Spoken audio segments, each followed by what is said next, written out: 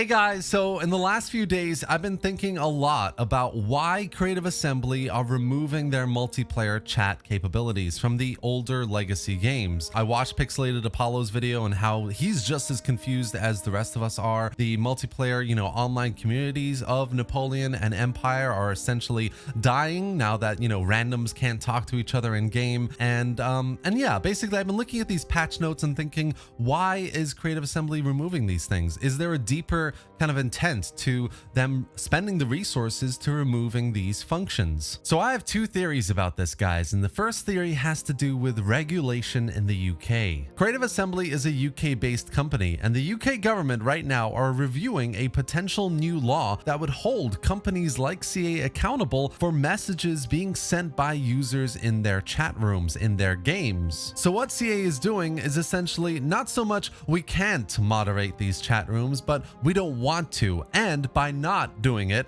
we're offsetting any sort of future financial cost due to proving to the government that we're doing it properly, but also offsetting any liability. So that's essentially the first theory, and I think what's probably happened is in the last few years, the CA legal team has been following closely what's going on with this law and how it's been changing, how it's going to affect CA in the future, and basically come up with the solution to the powers that be to say, remove these chat rooms completely, and you totally remove any sort of future financial cost and liability. Now, the second theory, which I think is a bit more interesting and definitely has more implications for the future of Total War and complements that first theory but takes it even further, is all about turning that future liability into a commercial opportunity. So while every player would agree that having that multiplayer chat capability is a super important layer to your gaming experience online, being able to talk about rules is probably the most important thing when you're trying to have a random online game. But for CA devs, the question isn't only about how to make the user experience as positive as possible,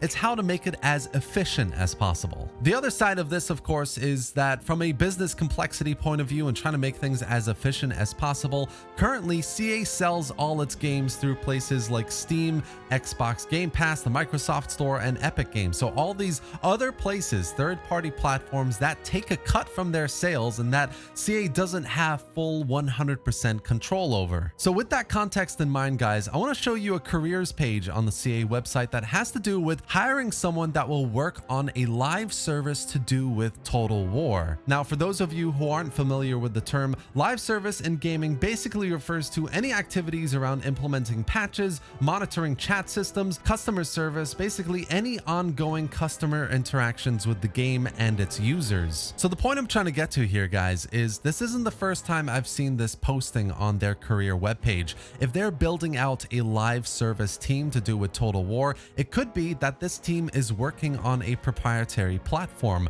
where CA can sell their games, manage subscriptions like game passes for their legacy games, where they can centralize modding for all their games as well, where they can centralize multiplayer chat across all their games as well on one platform, where they can moderate, where they can minimize the liability, the financial cost of running such chat lobbies, etc. And all of this makes sense from a business perspective as well. If CA had their own platform, the number one thing that they would be doing is circumventing any percentage sale loss to places like Steam. And that is a large chunk of money, guys. We're talking 30% for up to $10 million in sale, then it's 25% for up to 50 and 20% past $50 million in sales. That kind of money can go back into actually running their own platform, making sure things are moderated properly, that it is a proper streamlined live service platform, as well as game development. I mean, when you look at the Warhammer 3 figures,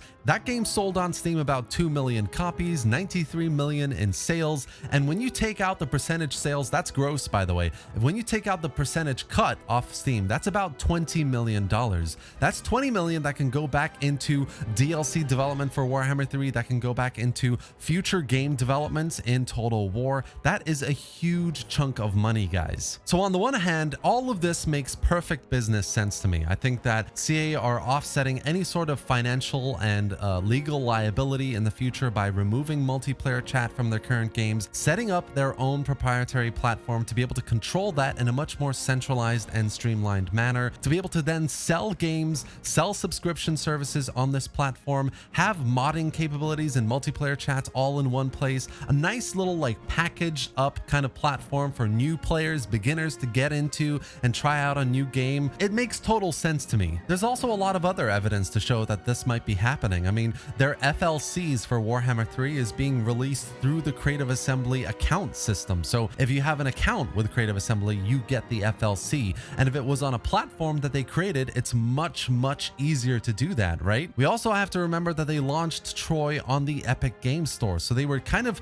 testing the waters with how players would respond to a game being exclusively launched on a different platform than Steam. And if I remember correctly, that was a total success story. Something like 7.5 million players redeemed Troy on that first free day on the Epic Games Store. So that was just a proof of concept that if CA had a game launch on a new platform, people would be willing to switch platforms in order to buy and play it. Now, of course, there are lots of red flags for me, things that I don't think would go very well if they did their own platform. I don't know if, for example, they would still be selling their games on other platforms. Would you be able to buy Total War games on Steam anymore? Would modding support continue on Steam if they had their own platform? Because if they had their own platform, guys, they would be competing with other platforms that sell their games. So as much as we think they would want their games to be available everywhere, I think CA is the kind of company that would launch their own platform and make it exclusive in their own platform, which is not a good thing.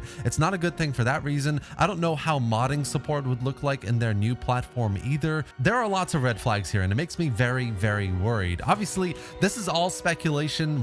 Who knows? Maybe none of this is going to happen. But for me, when I look into some of this and I try to explain to myself why CA, from a business perspective, would want to remove these chats, what's going on in the world in the UK right now, and how it makes sense to hit these multiple birds with one stone, I think it makes a lot of business sense. I think we could see this happening in the next few years. And if it does, it could see us very much looking at a more limited modding future in Total War, and generally a more limited way of accessing Total War games. And that's it for today, guys. I wanted to make this video to essentially articulate what my thoughts were in the last few days and to essentially explore why really CA were removing these chats from their older games, but also to take it a step further and ask why CA could be doing this from a business perspective. Could it make sense that CA hiring these live service employees could be working on their own proprietary platform to basically control everything and to make as much profit as possible? I really hope you enjoyed this video and found it informative, and if you did, do give it a like and drop any thoughts or questions in the comment section below, and let me know what you think about these theories, why you think CA is removing multiplayer chat,